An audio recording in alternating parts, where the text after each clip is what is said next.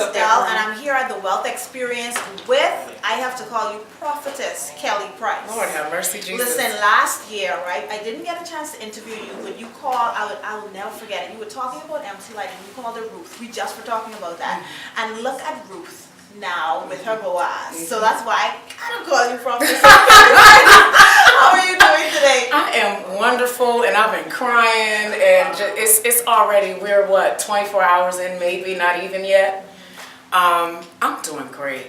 I've been excited about the Wealth Experience for months now. Even the changes that have taken place, I think there was an intentional decision to leave fewer spots open for registration so that we can have more intimate sessions. And I knew weeks ago coming in that this experience was going to be different. And I have to say, I tell people God has jokes. He really, really has jokes. And he's real sneaky. But he's been interrupting my life for weeks now. I literally would be in the middle of something else, and I would get little nuggets dropped in my spirit about what was going to happen in this weekend.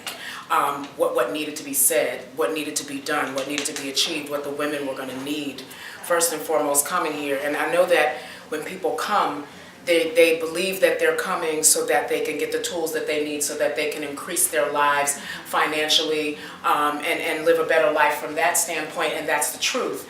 But the soul work gets done here first, because a broken soul with a whole lot of money is going to be broke after a while. And so you've got to heal in the places that are broken in order to live not just a life with money, but a real life of wealth, which is having a soul that's profitable, a spirit that's profitable, being healed from past wounds, and then being able to pay that forward to someone else who needs healing. And so that's the importance of this weekend. And Really. you know, and it's so good that you said that, because I interviewed one of the attendees, and this was her first time here. So she said, "Okay, I thought I came here to hear about money because I'm a financial person, but when they began to speak, Yeah. I mean, they really dealt with the whole person." Yes. And so I think that is so good. Now, I didn't get a chance. Have you spoken as yet? Have you already? I have not. So I have a very intimate session that I'm doing, and I'm actually going to do something different. And Lynn and Light agreed that I could do this. So instead of holding it in one of the rooms that we have, I'm actually going to take the women into my suite, so we can have a very, very intimate conversation, and we're going to talk about owning your love after. So I'm living my life after divorce. I'm living my life right now after death. I'm living my life right now after depression, and all of these things happening in like a 24-month span, and having to find myself and find what I loved and what I liked, even if I liked myself. You know, I went from being the preacher's kid who had to do everything in church, and I had to live that life, and there was school, and I got pregnant young and got married, and my ex-husband was my first everything, and you know, it was all of those things. And I stayed in a marriage for 24 years almost, and came out not even knowing who I was, after being a multi-platinum selling artist and traveling the world, and with the gifts that God gave me, healing others and still being so broken. And so we're going to talk about owning that. That's good. And so instead of being in a wide open setting, I want to take the women into my room, because I want them to feel free to hear, receive, reflect, react, talk. No phones allowed. They can take notes, but I want everyone to feel free to just be inside of that moment and own it. Purge, cry, do whatever they need to do so they can move forward. It's really, really important. That's really good. Now, that's one of the things I love about the Wealth Experience. Mm-hmm. It's like we are all from different walks of life, Yes. and you are at different levels in life, but Mm-hmm. everyone comes together, and it seems like it's a level playing field. Yes. No one is, you're a celebrity, and everyone walks freely, and that's one of the things that I love about the Wealth Experience. Yes. Now, this is a brand new year. Like I said, I call you Prophetess Kelly Lord Price. have mercy, Jesus. Yes, receive it. What do you think the Lord is saying about this year? Oh my God. First off, healing, which is what I said to the women last night. Before they can even tap into anything else for themselves, they have to heal. Because the theme this year is freedom, but can you be free if you're not healed? Wow. You can't. You can't walk into who you are without really being healed. And I know that growing up in church, you hear all the time, God does his best work with broken vessels. Absolutely. But at what point do we go from being the broken vessel that God used to the picture of overcoming and a testimony for what happens when you become whole after being broken? We've got to progress. We have to move forward. We have to move upward so that the world can see who our God is.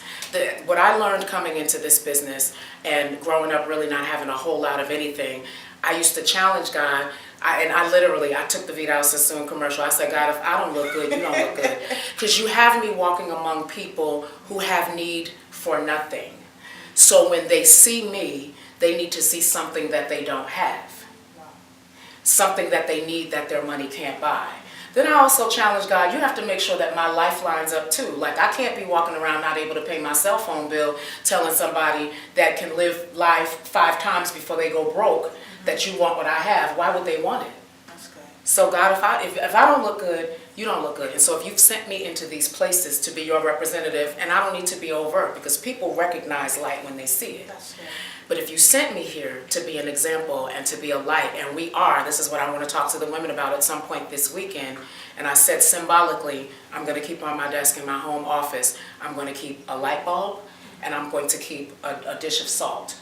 The world is more flavorful because I exist. Wow. The world doesn't have to be in darkness because I exist and the light lives in me. So we are salt and we are light. So if he can send us into a dark world to provide light, a bland world to provide flavor, then why would our lives look so unfulfilled and so broken? We're conductors. So if you're a pipe and water flows through you, how do you stay dry?